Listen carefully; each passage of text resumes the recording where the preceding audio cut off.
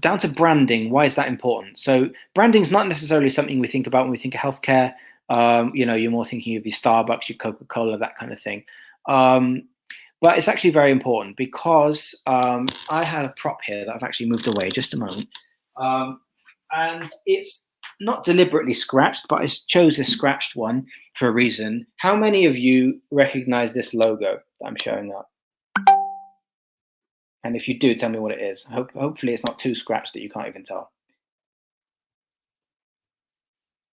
Yeah, exactly. Starbucks, right? Now, one of the examples I want to show is that that's recognizable. Why? Because it's everywhere where they promote information about themselves. Same applies to you. It's as simple as that. And now what I want to say is with Starbucks, I chose that particularly, apart from the fact it's everywhere, is because they, a couple of years back, changed their logo. They used to have this sort of a round kind of like a circle around it, and it'd say Starbucks in it, and the mermaid sort of woman with the tentacles was in the middle. They removed that circle, removed the word Starbucks, and yet people still recognized it. They were a bit like, that's different, why not? But they still knew what it was straight away.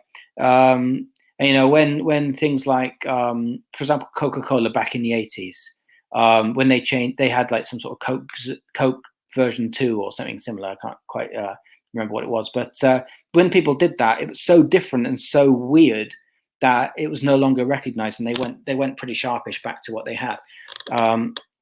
So you can see the influence that branding has in general life.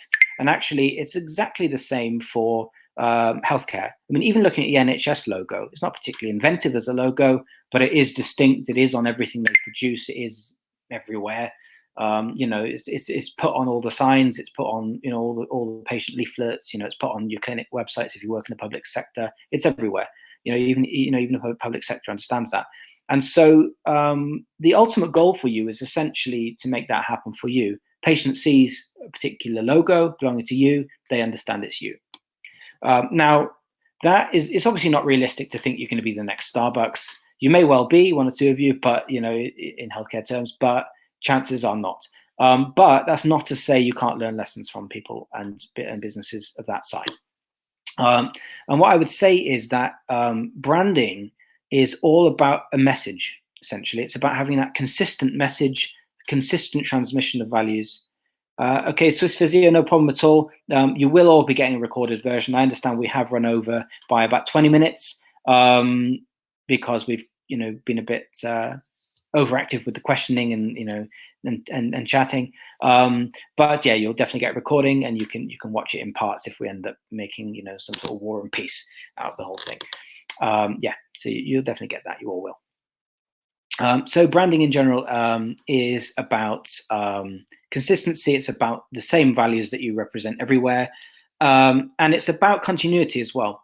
So when you are booking, what you want to do is you don't want to really have someone look at all your website, look at all your materials, understand who you are, and then be just shunted off to some third-party booking system where you're completely like a fish out of water, really, and they're not understanding quite what's happened. They're kind of just shoved off.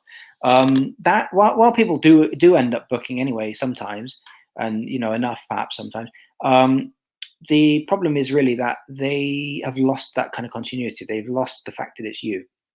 Whereas what we do is we actually custom brand online booking. There is a little tiny thing at the bottom, kind of is powered by Medesk, but broadly speaking, it's just going to be your big logo, patient portal's yours, and everything's your brand colors and everything like that. So it means that you can integrate it with your website, both physically and in terms of the colors and in terms of the mechanisms. And it means that people can book straight through without even leaving your site. And they'll basically think it's your booking portal, as in you built it. That's what they'll think.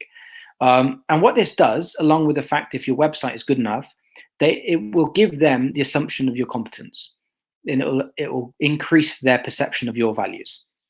So I read a statistic recently saying that 75% of people actually find that the way a website looks determines how they feel about the competency of whatever that service is. So you can say, broadly speaking, that 3/4 of your patients visiting your site have made a judgment on you even before they look at anything else.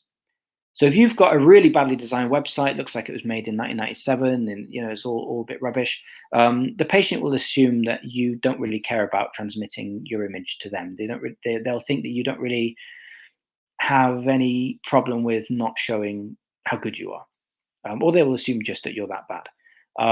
That's unfortunately doesn't sound very pleasant, I know, but unfortunately, that is human nature. That is human behavior, and facts don't lie, I guess.